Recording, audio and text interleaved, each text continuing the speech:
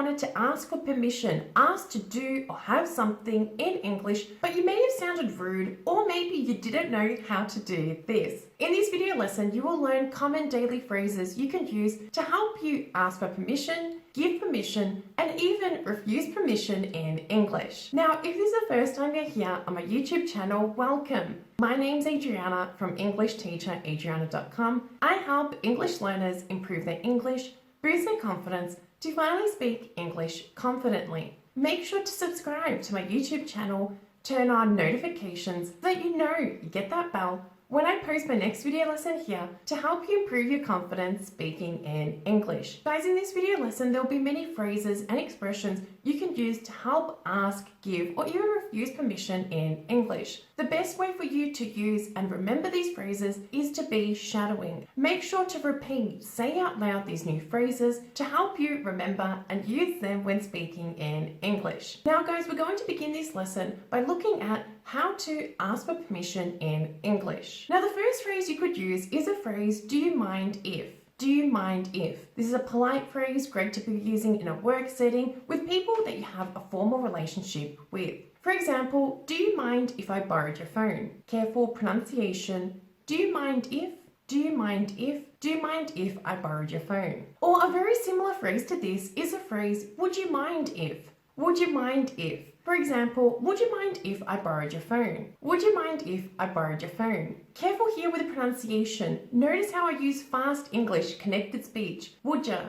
Would ya? Would you mind if I borrowed your phone? Would you mind if I borrowed your phone? Now, a shorter way of expressing this, very proper and very polite, is using the phrase may I? May I? For example, may I borrow your phone? May I borrow your phone? Careful with pronunciation here, guys. May I borrow your phone? May I borrow your phone? May I borrow your phone? Now, a not so formal phrase, but still a formal phrase, is a phrase, could I possibly? Could I possibly? For example, could I possibly borrow your phone? Could I possibly borrow your phone? Careful pronunciation, connected speech, could I? Could I? Could I possibly borrow your phone? Now, a less formal phrase, but it is still very polite, is a phrase, is it possible for me to? Is it possible for me to? Now, this phrase is good to be using maybe with family, friends, people that you want to ask a favor or ask permission for, but you want to be polite because you don't know their reaction. For example, is it possible for me to borrow your phone? Is it possible for me to borrow your phone? Careful, again, connected speech. Is it possible? Is it? Is it? It's one word. It's not is it. That sounds like a robot. Not is it possible? No. Is it possible? Is it possible? Now, a less formal way of expressing this is with the phrase can I?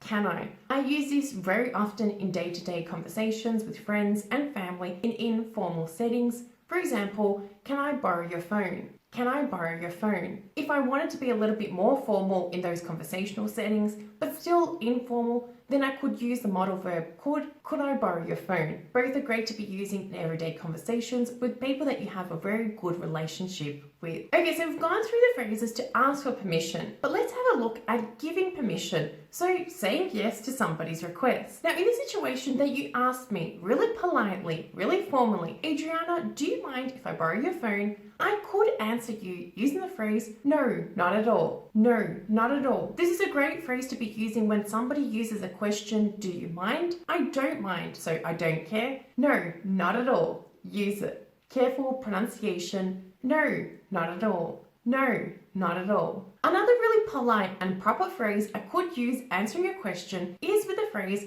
yes, you may. Yes, you may. This is very polite and it's great to be using in work setting, informal settings you may find yourself in. Again, pronunciation, yes you may. Yes you may. Now, a less formal way of expressing this, great to be using in everyday conversations, is the phrase, yes, of course. Yes, of course. Careful, pay attention to intonation, because if I just answered yes, of course, with no tone, no pitch, doesn't really sound like I'm happy to give you permission to use my phone. But if you use intonation correctly, it's a great way to give permission. Careful pronunciation, yes, of course. Yes, of course. But if I wanted to be a little bit more formal, then I could say yes by using the phrase, of course, be my guest. Of course, be my guest. Now, an even more formal way of expressing this could be with the phrase, certainly, be my guest. Certainly, be my guest. This is a nice phrase to be using in a work setting with people that you don't know really well. Now in the situation that you asked me, Adriana, do you mind if I borrow your phone? And I take great pride, great pleasure in helping you out. And I could give you permission by using the phrase, yes, it's my pleasure.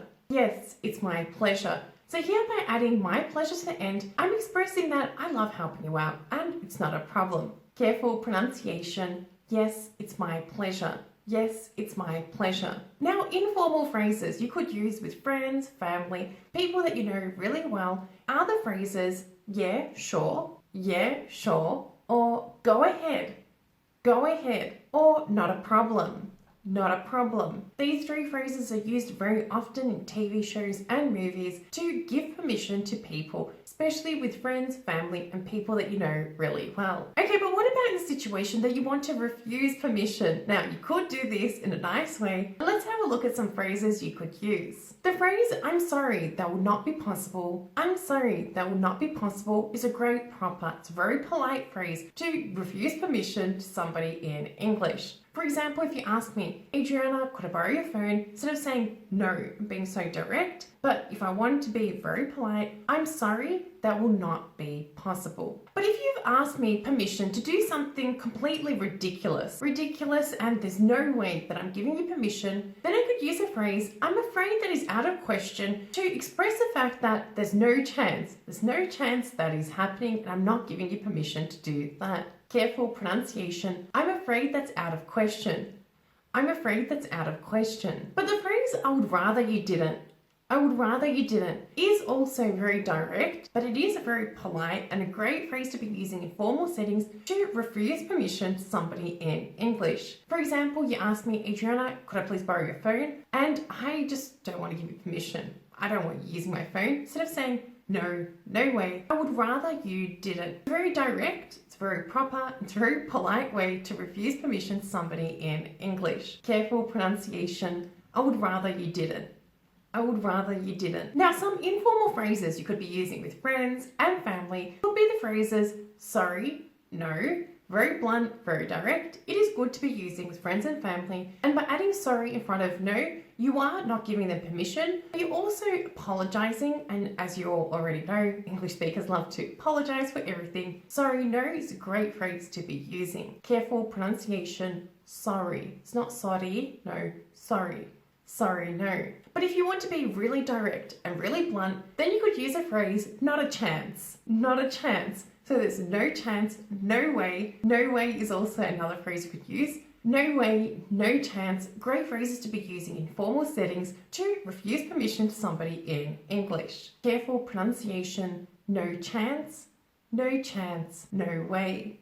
No way. Remember guys, that practice makes perfect. Make sure to watch this video lesson a few times. Use and apply the shadowing technique. Listen, say out loud these different phrases, these examples to help you remember and use them when speaking in English. Let's take it one step further and complete our homework task together. While you're watching this video lesson for the third time, choose 5 new phrases you come across in this video lesson and create sentences personalized to you. Leave your sentences in the comments below this video, and if you're struggling to create sentences, take a look at other example sentences to inspire and to help you think of different situations you can use these phrases when speaking in English. Remember guys, if you like this video lesson, make sure to like it. Don't forget to subscribe and turn on notifications so that you know, get that bell when I post my next video lesson here to help you improve your English. Continue learning with me by downloading my free audio guide where I share with you exactly what you need to be doing every single day to drastically improve your confidence speaking in English. Thank you for watching, thank you for being here,